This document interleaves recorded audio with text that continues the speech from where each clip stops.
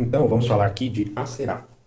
Aserá, ela faz parte do espírito de idolatria que foi tomando conta do Estado de Israel. Vem de doutrinas pagãs que foram introduzidas dentro de Israel através dos reis de Israel ao contato com as mulheres estrangeiras. O rei Salomão se curvou mediante suas esposas pagãs e Roboão seguiu também o caminho do pai, porque permitiu que fossem instaurados rituais e idolatria dentro de Israel, em Jerusalém ou próximo a Jerusalém. E sempre permaneceu de maneira oculta, porém sem a permissão do rei. Mas Deus sempre foi explicitamente contra. Então, este demônio foi o que influiu por meio de iniquidade para a divisão do reino de Israel. O espírito dessa iniquidade destruiu Israel por meio do pecado da idolatria e foi entrando em Israel por meio da perversão sexual e pela introdução das doutrinas pagãs por meio de matrimônios não santos, matrimônios contra a vontade de Deus e que permitiu a prostituição de Israel, tanto através das mulheres, mas também a prostituição dos reis e também a prostituição espiritual, que foi a troca de Deus por paganismo. Então foi os pecados sexuais que permitiu Israel se tornar uma nação ecumênica ou pagã a princípio, já que fostes escolhidos por acreditar no Deus único. Então, qualquer homem que tenha mais de uma mulher automaticamente está cometendo adultério com pelo menos uma delas. Todos os reis de Israel seguiram o exemplo de Davi e tiveram várias esposas, mesmo sabendo que isso era contrário à vontade e ao coração de Deus.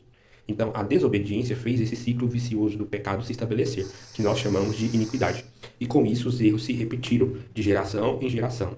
E a árvore de Davi foi se tornando mais fraca e também possibilitou a ascensão de Jeroboão, que não distintivamente seguiu pelo mesmo caminho.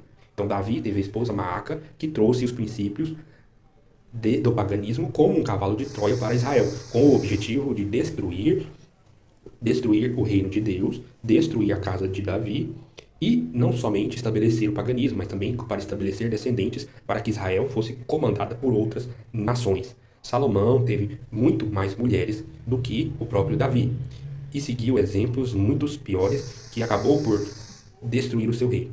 Ambos os primogênitos perderam suas esposas segundo o coração de Deus, pois quiseram ter várias.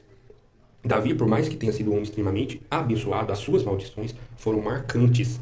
A perca da esposa original, a perda do primogênito, a perca também do primogênito no adultério, o relacionamento de Betseba e a morte também do seu primeiro filho, a divisão em toda a sua família, a perseguição dos filhos, o sangue na sucessão ao trono, além de sua filha ter sido abusada pelo próprio irmão, o incesto, a guerra civil e também Absalão, que foi provavelmente a maior manifestação de iniquidade na sucessão. Roboão se casou com um descendente de Salomão, que é Absalão. Salomão, ele herdou a construção do templo, a riqueza, a paz e a prosperidade do trono, segundo a vontade de Deus, e a sabedoria que o tornou o maior rei de Israel e o homem mais sábio. Porém, Salomão encurtou o tempo de vida devido à sua vaidade e por obstinação aos prazeres carnais, e deixou de herança para Roboão a divisão do reino, o conflito em Israel, os inimigos e o enfraquecimento. Além da divisão do reino, ele ficou com o menor dos reinos, menor parte. Roboão reforçou esse espírito da idolatria, perdeu o escudo de Deus, a proteção, então o enfraquecimento de Israel e a ligação de Deus com Israel. Então perdeu as riquezas, se tornou servos de homens do Egito e também desapareceu os profetas de Israel, porque a ligação se tornou cada vez mais fraca e com o passar do tempo a aliança de sangue de Abraão e Jacó não evitou o afastamento de Israel de seu Deus, tornando cada vez uma nação mais pagã, chegando ao ponto de rejeitar o próprio Filho de Deus, mostrando que o paganismo e a ingratidão marcou a escolha do Estado de Israel.